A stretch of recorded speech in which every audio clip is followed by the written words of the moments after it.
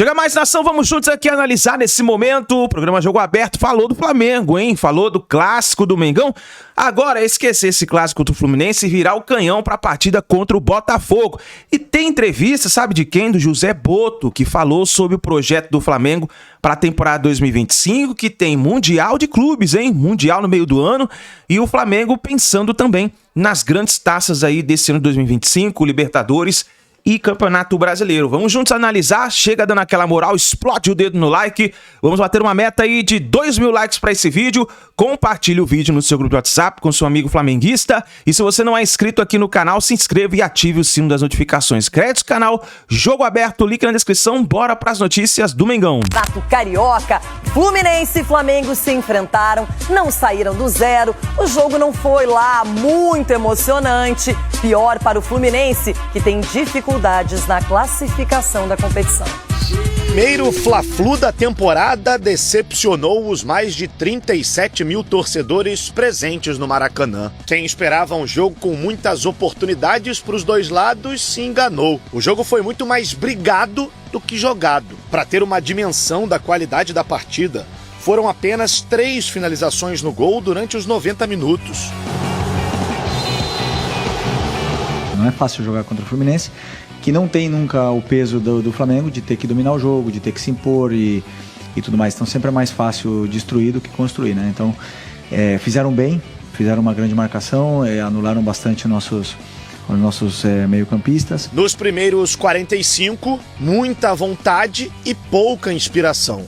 A melhor chance foi esse chute cruzado de Germancano sem direção. Do lado rubro-negro, a cabeçada de Bruno Henrique foi a principal oportunidade. No início do jogo, o Fla ainda perdeu o lateral esquerdo Alexandro com uma lesão muscular. De acordo com o clube, ele foi substituído por precaução após sentir uma dor no músculo da coxa. Fatalidade, o Alex sentiu um incômodo, normal, isso vai acontecer durante o ano. Melhor que aconteça agora, né, no Carioca, e que ele possa se recuperar bem, que ele possa tratar, que possa treinar e estar pronto o antes possível, que ele é muito importante pra gente. A maior parte do segundo tempo foi semelhante com a do primeiro, e a grande chance do jogo veio aos 43 minutos. Cebolinha testou bonito e Fábio fez uma grande defesa. Fim de papo, Fluminense 0, Flamengo também 0. E as duas equipes queriam muito a vitória, acredito que cada uma na sua proposta de jogo, acredito que a gente mais ofensivo e o Fluminense mais saindo para o contra-ataque.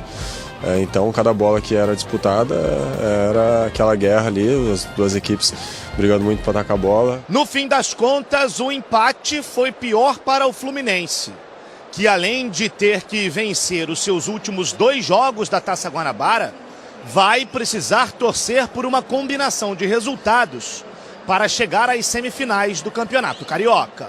A gente não está ainda porque a gente deixou escapar pontos que geralmente os grandes não deixam escapar tanto, mas se continuarmos como estamos indo nos últimos jogos, acho que podemos alcançar a nossa vaga aí na última rodada. Por isso vamos ao Rio de Janeiro, nossa redação lá no Ion. Letícia Marques está conosco e traz as novidades do time do Felipe Luiz. Teve um clássico no sábado, o resultado não foi o que o Flamengo nem o Fluminense esperava, mas agora já é passado, é pensar no Botafogo e na preparação dessa semana. Não é isso, Lê? Boa tarde, bem-vinda.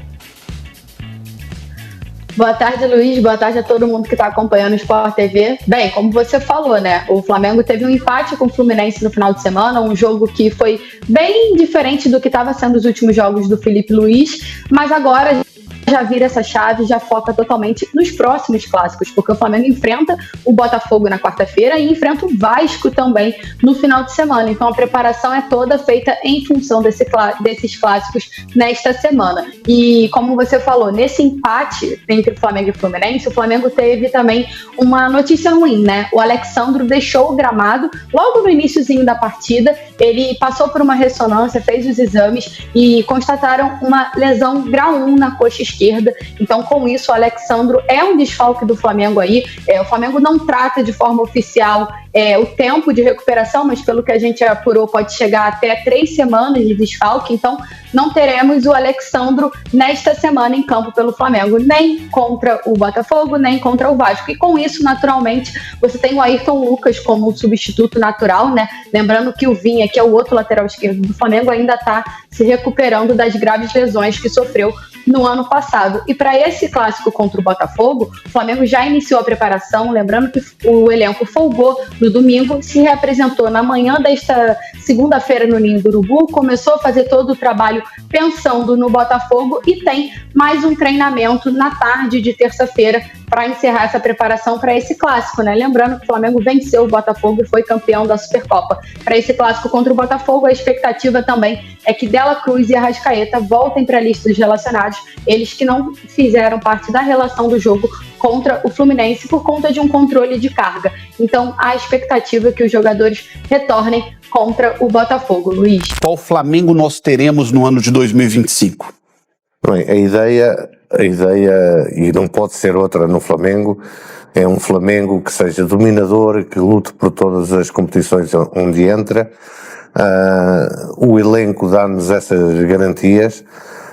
Nós não estamos muito ativos no mercado porque a principal preocupação nossa foi manter aqueles jogadores que se adaptam mais ao modelo de jogo do treinador, e isso nós temos conseguido, e isso dá-nos a tranquilidade de não termos que ser tão ativos no mercado.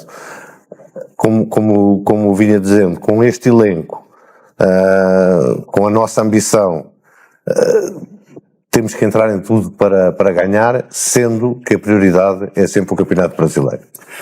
O Flamengo se acostumou nos últimos anos a ser um time vencedor. Tem uma história muito vencedora, mas se pegarmos aí da última década para cá, depois de se reorganizar, depois de arrumar a casa, o Flamengo tem sido um time muito vencedor, 2 Libertadores, 2 campeonatos brasileiros, um time muito forte. O que leva a um nível de exigência muito grande e de expectativa muito grande do torcedor.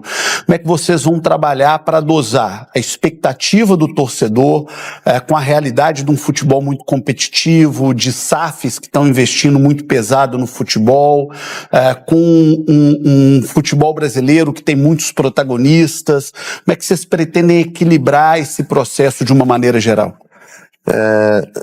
Bem, o Flamengo, por tradição, por dimensão, tem que ser um clube que a expectativa tem que ser alta.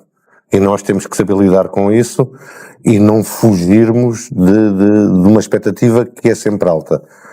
Que não só o nome do clube leva a isso, como o elenco que nós temos leva a que essa expectativa seja alta por parte dos torcedores, mas também por minha parte, por parte do treinador e até do próprio elenco. A nossa expectativa é de fazermos uma época com sucesso, sabendo que isto é futebol e que muitas vezes, mesmo fazendo as coisas todas bem feitas, a bola bate na trave, mas a expectativa, isto para dizer, nós não queremos baixar expectativas dos torcedores. Não seria digno daquilo que é a história do Flamengo. A expectativa tem que ser alta da nossa parte, da parte dos torcedores, e nós temos que saber viver com isso. Você deu uma entrevista que chamou a atenção do Brasil inteiro e você disse o seguinte: olha, eu não vou contratar qualquer jogador apenas para dar satisfação para o torcedor e atender a uma pressão de curto prazo. Você foi muito franco, foi muito sincero nessa entrevista, e isso normalmente não é muito comum no futebol, de uma maneira geral.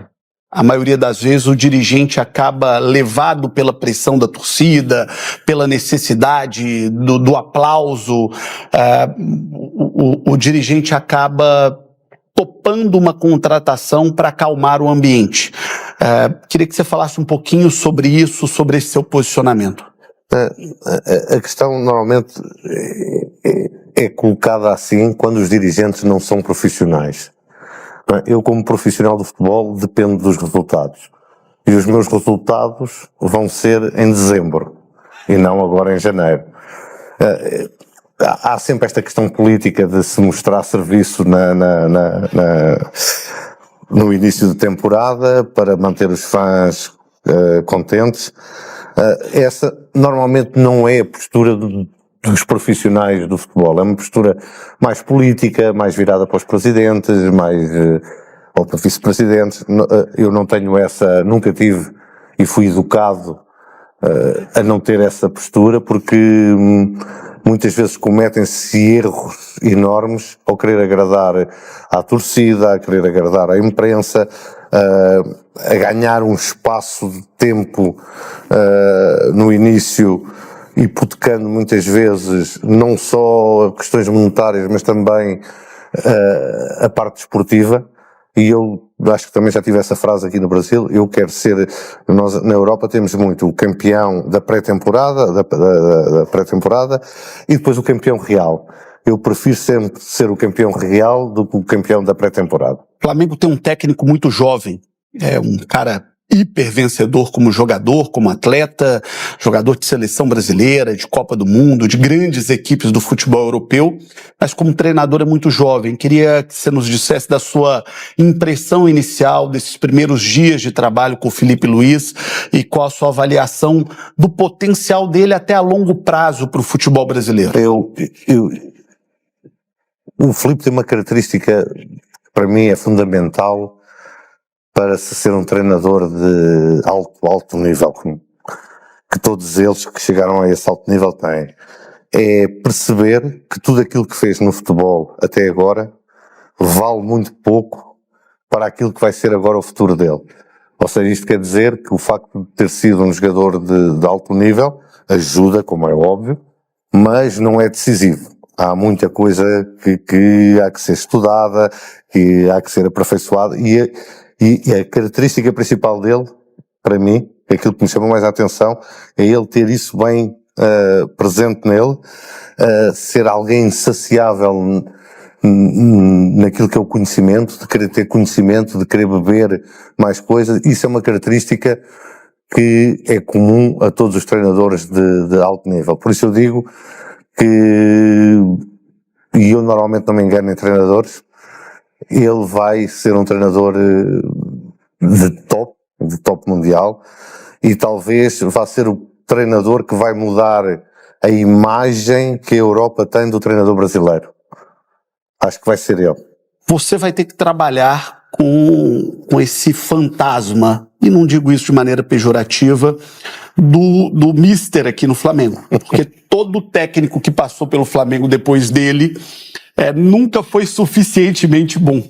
Como é que vocês vão trabalhar isso internamente no Flamengo para que o Felipe Luiz tenha condição de fazer um bom trabalho, tenha o apoio, tenha a estrutura suficiente e para que o torcedor tenha paciência para o trabalho dele? Porque todo mundo que passou no Flamengo teve uma dificuldade enorme depois do JJ. É natural, é natural que isso aconteça. Quando há um treinador, não é só o JJ, mas qualquer treinador que tenha um sucesso muito grande, é difícil depois quem vem a seguir.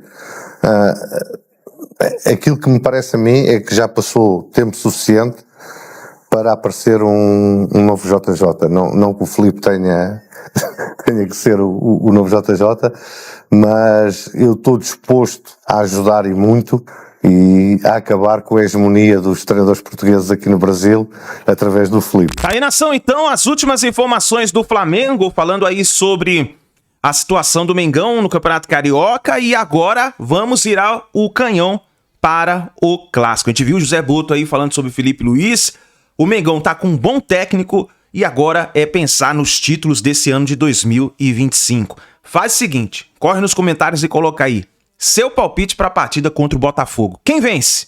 Deixe sua opinião e a gente se vê no próximo vídeo.